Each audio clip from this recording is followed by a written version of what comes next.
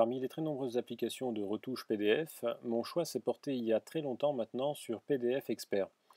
En voilà les raisons. Je vous montre donc sur tablette, j'ouvre l'application. Certaines de ces options vont vous paraître un petit peu redondantes certainement avec d'autres applications que vous avez découvertes dans ce livre, comme GoodNotes ou bien Ghostwriter, ou bien même eBook qui permet aussi de retoucher quelques documents, notamment les ePubs, c'est-à-dire des livres numériques. Mais j'aime beaucoup PDF Expert parce qu'il permet notamment la retouche de documents très gros. Ici, je peux gérer des livres entiers en PDF en les annotant de façon très fluide et très simple tout au long des pages, ce qui éviterait là à nouveau la gestion d'un livre papier, corné et abîmé au fil du temps. Donc pour l'occasion, je reviens en arrière histoire de vous montrer. Voilà ici quelques-uns des documents que j'ai stockés donc, dans l'application.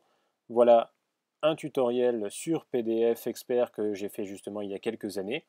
Et je m'en sers souvent de démonstration pour pouvoir annoter mon document. Je clique ici sur le petit stylet, des options apparaissent.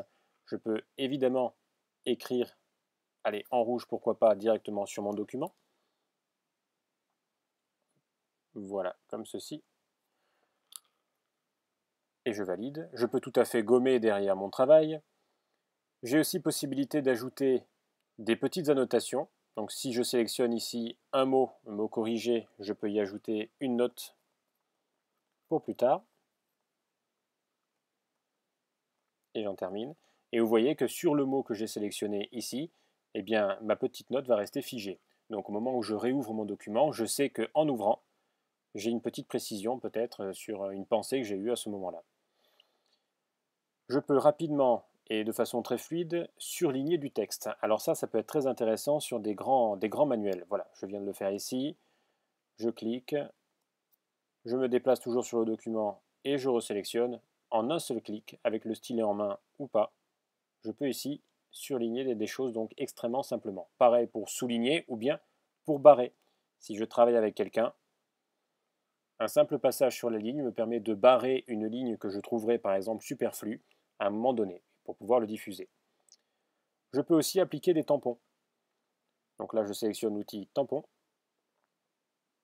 et je clique sur mon document. Donc plusieurs tampons me sont déjà proposés d'emblée, mais je peux aussi en créer dans la partie custom si j'ai envie en cliquant sur le plus et je peux les gérer ensuite en appliquant sur Edit pour pouvoir les supprimer, les manager, etc. Donc imaginons que je veuille valider, je prends ce petit tampon ici et je le mets à côté de ma phrase. Voilà qui est fait. Je resélectionne. Hop, voilà un autre petit tampon que je vais placer ici par exemple. Et voilà. Tout simplement, donc je peux superposer des images à mon PDF, écrire dessus, rajouter des figures géométriques. Donc ici une petite ellipse. C'est la retouche PDF tout à fait classique, avec export possible, puisque je peux cliquer ici sur le petit rectangle avec la flèche comme toujours, pour pouvoir soit l'ouvrir dans une autre application, soit en sauver une copie. Donc là je peux sauver ma copie directement, je vais revenir après donc dans PDF Expert, ou bien l'envoyer au besoin à un contact. Donc send by email.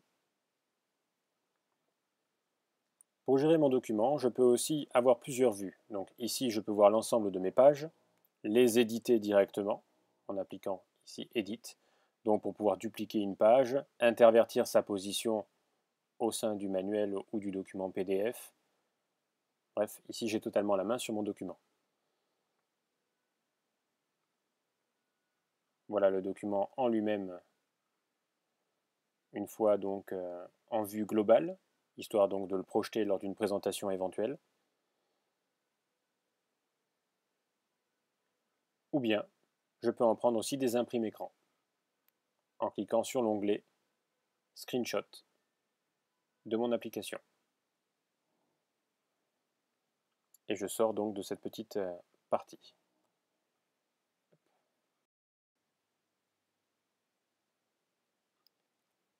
Un autre outil intéressant est l'outil Focus que vous trouverez en bas à droite du document.